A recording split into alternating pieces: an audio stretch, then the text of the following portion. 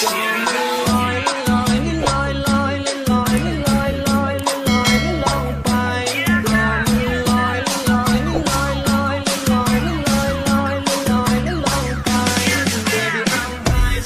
ลังออกผ่านกลาง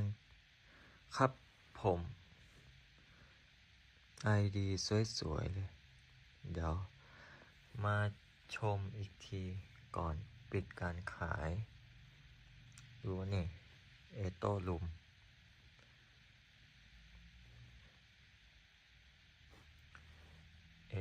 มครับผม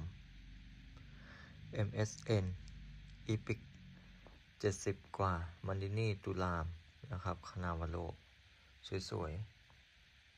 ๆไป